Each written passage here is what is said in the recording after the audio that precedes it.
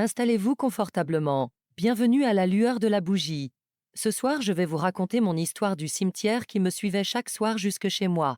Je m'appelle Marie, j'ai 32 ans, et pendant longtemps, j'ai cru que la peur du noir était une chose d'enfant. Une de ces angoisses qu'on abandonne quelque part entre l'adolescence et l'âge adulte, comme on abandonne une veilleuse ou un doudou élimé au fond d'un carton. Je vivais dans une petite ville de l'Est de la France, une de ces villes où tout le monde se connaît un peu, où les rues se vident dès 20 heures et où l'hiver s'installe tôt et s'en va tard. Je travaillais comme préparatrice de commandes dans un entrepôt logistique en périphérie, à environ 40 minutes de marche de chez moi. Un poste de nuit, celui que personne ne voulait vraiment, mais qui payait mieux et qui m'arrangeait bien à l'époque parce que je n'avais jamais été du genre à bien dormir la nuit de toute façon. Ma vie avant tout ça était d'une banalité presque rassurante. Je terminais mon service à 23 heures. Je rentrais chez moi, un petit appartement au deuxième étage d'un immeuble en briques rouges, je me faisais réchauffer quelque chose, je regardais une série jusqu'à m'endormir sur le canapé et je recommençais le lendemain, rien d'extraordinaire. Le genre d'existence qu'on mène sans y penser, porté par l'habitude plus que par l'envie. Le trajet entre l'entrepôt et mon appartement passait, dans son tracé le plus long, par une route départementale mal éclairée qui longeait une zone industrielle silencieuse. Un trajet fastidieux, surtout en hiver, quand le vent s'engouffrait entre les hangars vides et que le froid vous mordait les joues pendant les 40 minutes de marche. Un soir de novembre, épuisé, les mains gelées malgré mes gants, j'ai remarqué sur mon téléphone un itinéraire alternatif, un raccourci. Il traversait le cimetière communal, celui qui bordait le quartier depuis plus d'un siècle, avec ses allées de gravier, ses vieux ifs taillés et ses tombes de pierre grise rongées par la mousse. En coupant par là, je gagnais presque 15 minutes. Avant cette histoire, je n'avais jamais accordé la moindre importance au cimetière. Enfant, on m'y avait emmené 2 ou 3 fois pour des enterrements dont je ne gardais que des souvenirs flous. Des adultes en noir, une odeur de cire fondue, le bruit sourd de la terre qu'on jette sur un cercueil. Rien qui m'ait marqué au point de nourrir une quelconque appréhension. En grandissant, j'avais fini par considérer ces lieux comme des espaces presque neutres, entretenus, ordonnés, où la mort elle-même semblait rangée dans des tiroirs de pierre bien alignés. Un cimetière, pour moi, ce n'était ni effrayant ni sacré. C'était simplement un endroit qu'on traversait des yeux sans vraiment le voir, comme un parking ou un terrain vague. C'est cette indifférence tranquille, je crois, qui m'a rendue si négligente devant ce portail en fer forgé, un soir de novembre où le froid me brûlait déjà le visage. La première fois, j'ai hésité devant le portail en fer forgé. Il n'était jamais fermé à clé. La mairie avait cessé depuis longtemps de verrouiller ce genre d'endroit, faute de personnel, je suppose. Je me souviens d'avoir eu ce petit sursaut, cette gêne diffuse qu'on ressent tous face à un cimetière la nuit, cette sensation d'entrer dans un lieu qui ne nous est pas vraiment destiné. Mais la fatigue et le froid ont eu raison de mes réticences. Je me suis dit que j'étais une adulte, que les fantômes n'existaient pas, que ce n'était qu'un jardin un peu particulier, avec des locataires qui ne se plaindraient jamais du bruit de mes pas sur le gravier. Cette première traversée s'est bien passée, étrangement bien même. Il y avait quelque chose d'apaisant dans ce silence minéral, dans cette obscurité peuplée uniquement par le bruissement des ifs et le crissement de mes chaussures sur les graviers humides. Les tombes défilaient de part et d'autre de l'allée centrale, certaines fraîches et fleuries, d'autres si anciennes que les inscriptions s'étaient presque effacées, mangées par le lichen. Je marchais vite, la tête baissée, les mains dans les poches, sans vraiment regarder autour de moi, concentré uniquement sur l'idée de rentrer au chaud le plus tôt possible. À partir de cette nuit-là, le raccourci est devenu une habitude. Chaque soir, à la sortie de mon service, je traversais le cimetière. Je m'y suis même surpris à m'y sentir bien, dans une sorte de calme presque méditatif. C'est au bout de la deuxième semaine que les choses ont commencé à changer. Rien de spectaculaire au départ, juste une impression, ténue, presque risible si je devais la formuler à voix haute à quelqu'un d'autre, l'impression de ne pas être seule. Je marchais dans l'allée principale, celle qui coupait le cimetière du nord au sud, quand j'ai eu la sensation très nette que quelqu'un marchait derrière moi, au même rythme que moi, à quelques mètres de distance. Je me suis retournée, évidemment. Il n'y avait rien, seulement les rangées de tombes, les croix penchées, les silhouettes noires des ifs qui se découpaient sur le ciel un peu moins sombre. J'ai mis ça sur le compte de la fatigue, du froid, de l'imagination qui s'emballe facilement dans ce genre d'endroit. J'ai continué mon chemin un peu plus vite, sans plus me retourner. Le lendemain, la même sensation est revenue, puis le surlendemain. À force, j'ai fini par ne plus vraiment y prêter attention, comme on s'habitue à un bruit de fond, à un vieux plancher qui craque toujours au même endroit. Je me disais que c'était mon imagination, nourrie par l'atmosphère du lieu, par les récits que tout le monde connaît sur les cimetières et leurs habitants supposés, rien de plus. C'est un soir de la troisième semaine que j'ai vu, pour la première fois, quelque chose que je ne pouvais pas expliquer aussi facilement. J'approchais de la sortie sud du cimetière, celle qui donnait directement sur ma rue, quand mon regard a été attiré par un mouvement sur ma droite, entre deux tombes assez hautes, ornées de statues d'anges aux ailes rongées par le temps. Une silhouette. Immobile, à contre-jour, presque fondue dans l'obscurité, mais suffisamment distincte pour que je sache que ce n'était pas une ombre portée par un arbre ou un jeu de lumière. Une forme humaine, debout, qui semblait me regarder. Je me souviens de la sensation qui m'a traversée à cet instant précis, un froid qui n'avait rien à voir avec la température de l'air, un froid qui semblait naître de l'intérieur, remonter le long de ma colonne vertébrale, se loger derrière ma nuque.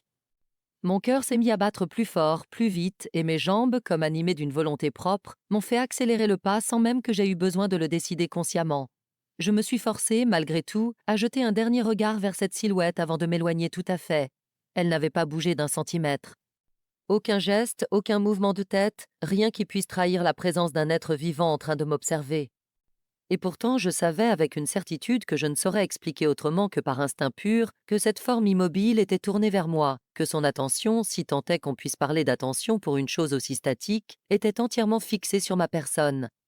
Il n'y avait ni visage distinct, ni vêtements identifiables, seulement une masse plus sombre que la nuit elle-même, comme un trou découpé dans le paysage.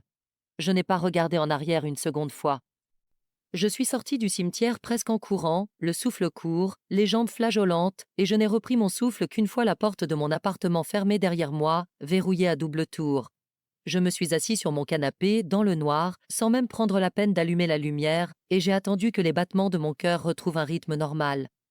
Un long moment s'est écoulé avant que j'ose enfin me relever pour aller me coucher, et encore, ce soir-là, j'ai laissé la lampe de chevet allumée toute la nuit, comme un enfant qui refuse d'admettre qu'il a peur du noir.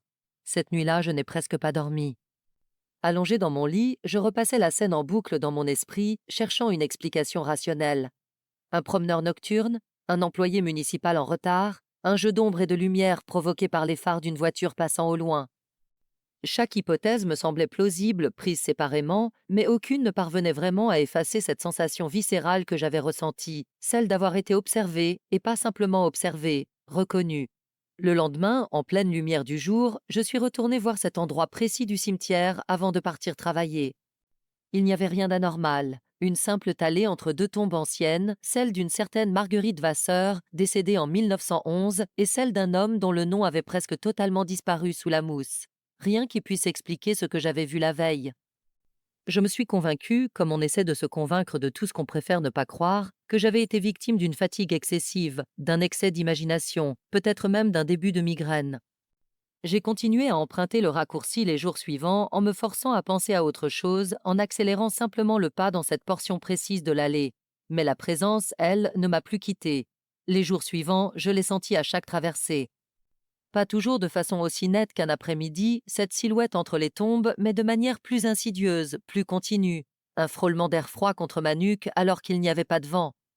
Un bruit de pas très léger qui semblait épouser le mien avec un très léger décalage, comme un écho qui ne se serait pas totalement synchronisé. Parfois, en marchant, j'avais l'impression très nette que quelqu'un venait de passer juste à côté de moi, à quelques centimètres, sans que rien ne soit visible. Une sorte de déplacement d'air chargé d'une odeur particulière, une odeur de terre humide et de fleurs fanées, qui s'évanouissait presque aussitôt qu'elle apparaissait. J'ai fini par arrêter d'emprunter le raccourci. Je suis revenue à mon ancien trajet, celui de la départementale mal éclairée, avec ses 40 minutes de marche et son froid mordant. Je me disais que cette décision suffirait à clore le chapitre, à refermer cette parenthèse un peu absurde de ma vie. Je pensais, naïvement, que la présence appartenait au lieu, qu'elle en était indissociable, et qu'en cessant de fréquenter le cimetière, je romprais tout contact avec elle. Je me trompais. La première nuit où je suis revenue chez moi par l'ancien chemin, tout s'est bien passé. J'ai même ressenti un certain soulagement, presque de la fierté, à l'idée d'avoir su écouter mon instinct et rompre une habitude malsaine avant qu'elle ne devienne dangereuse. Mais la deuxième nuit, en rentrant, alors que je retirais mes chaussures dans l'entrée de mon appartement, j'ai perçu une odeur, cette même odeur de terre humide et de fleurs fanées que j'associais désormais au cimetière, une odeur légère, presque imperceptible, mais bien réelle, qui flottait dans le couloir de mon appartement comme si elle avait toujours été là. Je me suis dit que je l'avais peut-être ramenée sur mes vêtements, accrochée à mon manteau après toutes ces traversées répétées. J'ai lavé mes affaires, l'odeur a disparu du linge, mais elle est réapparue le lendemain soir, à la même heure, dans le même couloir, comme une visiteuse ponctuelle qui n'aurait eu besoin d'aucune clé pour entrer. C'est à partir de ce moment que les nuits ont commencé à changer de nature. Je me réveillais plusieurs fois par nuit avec la certitude absolue que quelqu'un se tenait au pied de mon lit. Une certitude qui ne reposait sur rien de concret, je n'ouvrais jamais les yeux à temps pour voir quoi que ce soit, mais qui était pourtant d'une force presque physique, comme un poids posé sur ma poitrine, une pression sourde qui m'empêchait de respirer normalement pendant plusieurs secondes avant que je ne parvienne enfin à ouvrir les yeux. Et chaque fois, la chambre était vide. Seulement cette odeur persistante de terre et de fleurs mortes, et ce froid qui semblait s'être installé dans un coin précis de la pièce, près de la fenêtre, comme si quelque chose s'y était tenu juste avant que je ne me réveille. Je me souviens d'une nuit en particulier où je me suis réveillée en sursaut, le corps entier trempé de sueur malgré le froid ambiant, avec l'impression très nette que quelque chose venait tout juste de retirer sa main de mon épaule. Je suis restée allongée, immobile, les yeux fixés sur le plafond, incapable de bouger un seul muscle pendant ce qui m'a semblé une éternité, écoutant le silence de l'appartement avec une attention presque douloureuse, guettant le moindre bruit, le moindre indice qui viendrait confirmer ou infirmer ce que je venais de ressentir. Rien n'est venu. Seulement ce silence trop épais, trop dense, comme si l'air lui-même retenait son souffle en même temps que moi. D'autres nuits, c'était un simple effleurement, une sensation fugace le long de mon bras ou de ma nuque, comme le passage d'un doigt glacé qu'on retire aussitôt qu'on l'a posé. Je sursautais chaque fois, allumais la lumière, inspectais la pièce de fond en comble, sans jamais rien trouver d'anormal. Mais le lendemain, au réveil, j'étais toujours plus fatiguée que la veille, comme si mon corps, lui, savait parfaitement que le repos qu'il avait connu cette nuit-là n'en était pas vraiment un. J'ai commencé à mal dormir, puis à ne plus dormir du tout. Les cernes sous mes yeux se sont creusées, ma peau a pris une pâleur presque grisâtre, et je me surprenais, en me regardant dans le miroir de la salle de bain le matin, à ne plus vraiment reconnaître mon propre reflet, tant la fatigue avait fini par redessiner les traits de mon visage.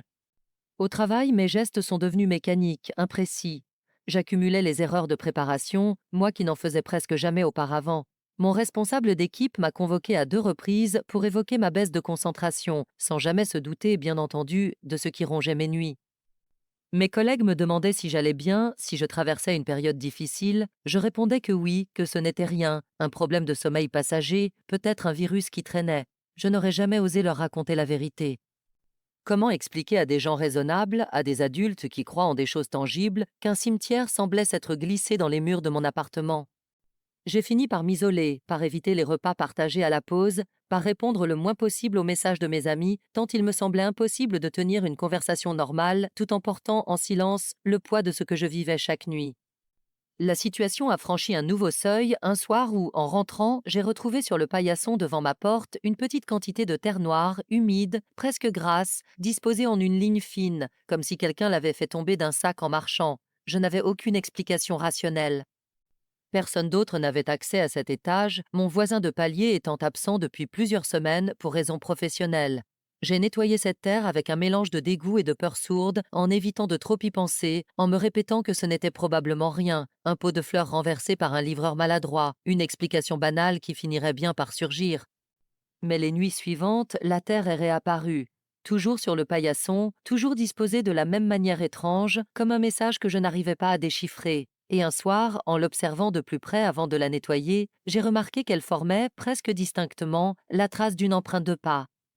Une empreinte de forme humaine, mais au contour flou, comme dessinée par quelqu'un qui n'aurait eu qu'une vague notion de ce à quoi ressemble un pied. C'est cette nuit-là que j'ai véritablement commencé à avoir peur. Pas cette peur diffuse et presque agréable qu'on ressent en regardant un film d'horreur, bien au chaud sur son canapé. Une peur beaucoup plus ancienne, beaucoup plus primitive, celle qui vous fait sentir, au fond du ventre, que quelque chose ne va vraiment pas, que la réalité que vous croyez connaître vient de se fissurer en silence, sans prévenir. J'ai commencé à chercher des réponses.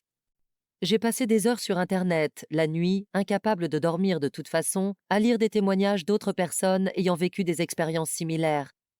Des forums entiers étaient consacrés à ce genre de récits, des gens racontant avoir ramené chez eux, sans le vouloir, une présence rencontrée dans un lieu chargé d'histoire, un ancien hôpital, un champ de bataille, un cimetière abandonné.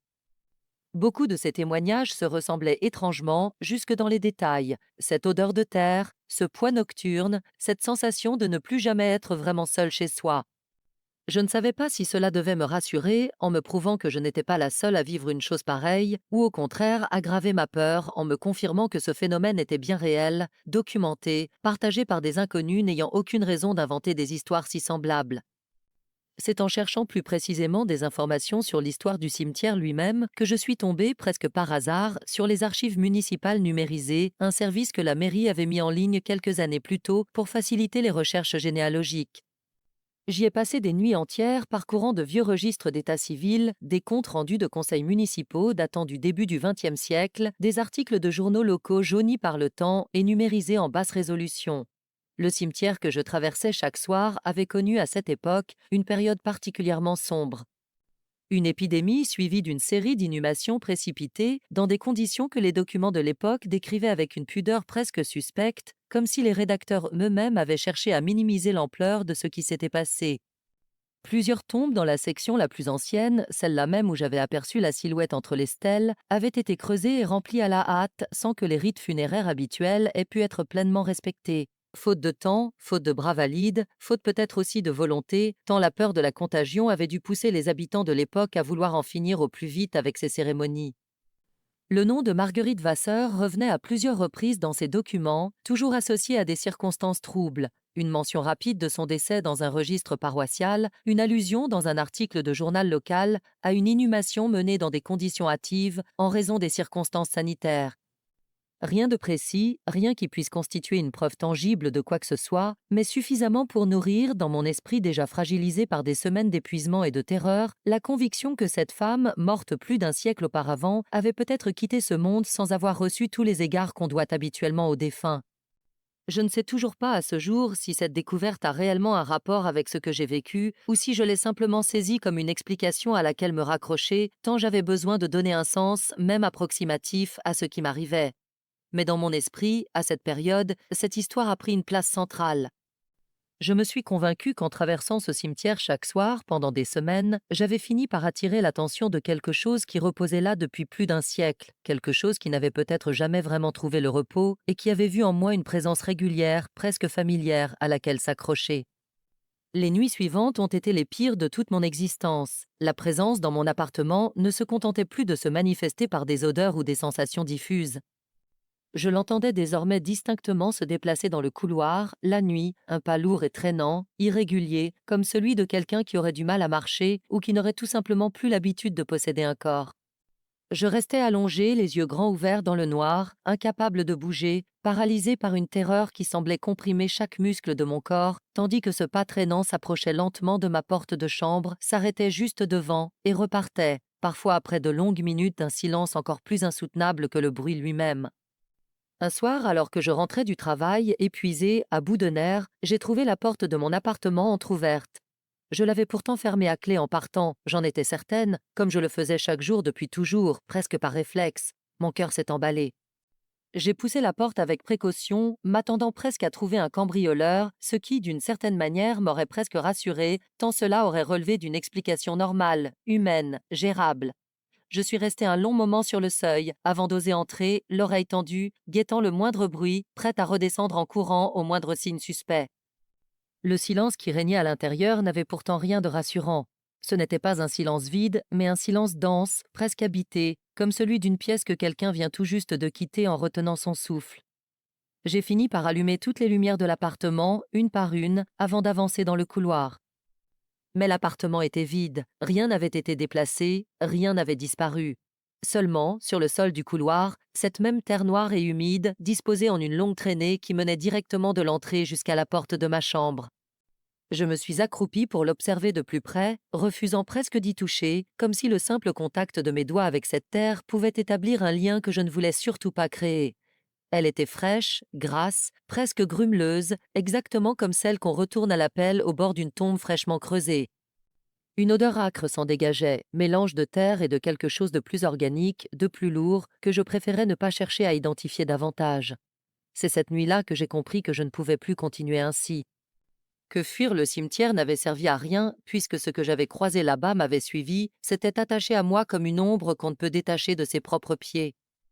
J'ai appelé mon frère, qui vivait à 2 heures de route, et je lui ai tout raconté, en essayant de garder un semblant de calme dans ma voix, même si je sentais bien qu'il devait percevoir la panique qui me rongeait de l'intérieur. Il m'a proposé de venir passer quelques jours chez lui, le temps de souffler, de prendre du recul. J'ai accepté sans hésiter. Ces quelques jours loin de mon appartement m'ont fait un bien immense. Je dormais enfin, de longues nuits sans interruption, sans ce poids familier au pied du lit, sans cette odeur de terre et de fleurs mortes qui semblait s'être insinuée jusque dans mes vêtements, jusque dans ma peau. Je me souviens d'un matin chez mon frère où je me suis réveillée naturellement, sans alarme, reposée comme je ne l'avais plus été depuis des semaines, et où j'ai dû rester allongée un long moment simplement pour savourer cette sensation oubliée, celle d'un corps qui n'est pas sur ses gardes, d'un esprit qui n'attend pas à chaque instant qu'un bruit vienne rompre le silence. Mon frère, pragmatique, m'a suggéré plusieurs explications rationnelles. Le stress, l'épuisement lié au travail de nuit, une possible intoxication liée à un défaut de ventilation dans mon appartement, et je voulais désespérément le croire. Il m'a même accompagné un après-midi jusqu'à mon appartement pour vérifier lui-même l'état des installations électriques et de la chaudière, par acquis de conscience. Tout était parfaitement normal. Aucune fuite, aucun défaut, rien qui puisse expliquer par des moyens purement matériels ce que j'avais enduré pendant toutes ces semaines. Je l'ai vu en sortant de l'appartement ce jour-là jeter un regard un peu trop rapide vers le couloir, comme s'il avait lui aussi ressenti quelque chose qu'il préférait ne pas nommer. Il ne m'en a jamais parlé, mais je crois qu'à partir de ce jour, il a cessé de sourire poliment chaque fois que j'évoquais cette histoire, et qu'il a commencé, sans le dire ouvertement, à me croire tout à fait. C'est en discutant avec ma grand-mère quelques jours plus tard que j'ai obtenu ce qui allait devenir la clé de toute cette histoire. Ma grand-mère, une femme profondément croyante, ancrée dans des traditions rurales que ma génération avait largement délaissées, m'a écoutée sans jamais se moquer de moi, sans jamais douter une seule seconde de la sincérité de mon récit.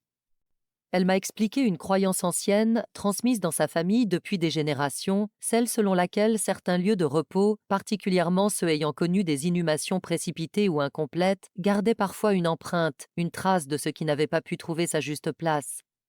Et que ces traces, disait-elle, avaient tendance à se fixer sur les vivants qui traversaient ces lieux avec une régularité trop grande, comme si la répétition elle-même créait un lien, un chemin que l'invisible pouvait ensuite emprunter pour nous suivre. Elle m'a conseillé une chose simple, presque dérisoire tant elle semblait éloignée de toute logique rationnelle, mais que j'ai suivie à la lettre tant j'étais désespérée de retrouver une vie normale. Retourner une dernière fois au cimetière, en plein jour, munie de fleurs fraîches, et les déposer sur la tombe la plus proche de l'endroit où j'avais aperçu la silhouette pour la première fois.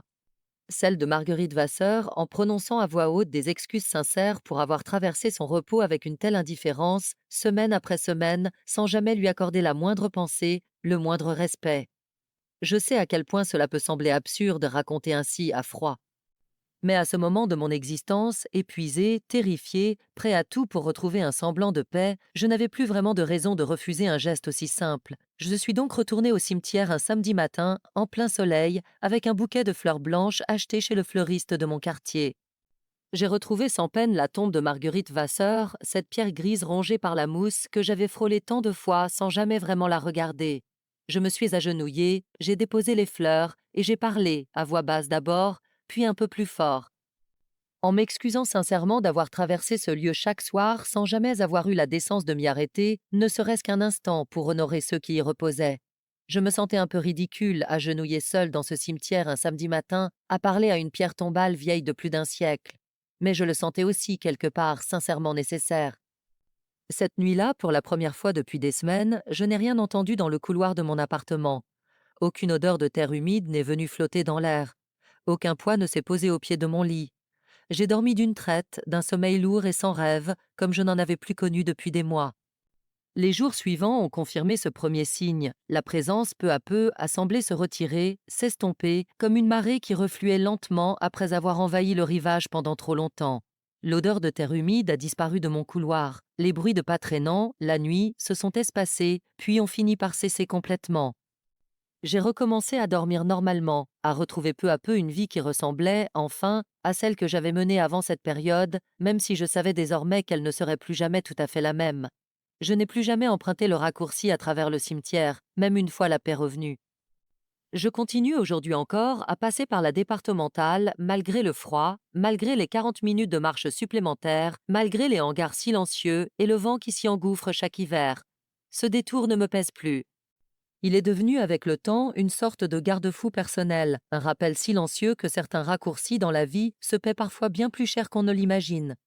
Chaque année, à la même période, je retourne déposer des fleurs sur la tombe de Marguerite Vasseur, comme un rituel désormais ancré dans ma vie, un pacte silencieux que je ne romprai plus jamais.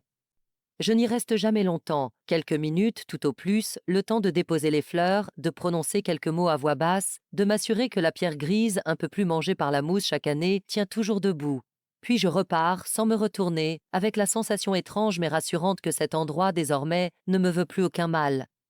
Parfois, en marchant vers la sortie, je repense à cette silhouette entrevue entre les tombes, ce soir de novembre où tout a basculé. Je me demande ce qu'elle cherchait vraiment, si elle cherchait quelque chose de précis, ou si elle attendait simplement depuis un siècle que quelqu'un se souvienne d'elle.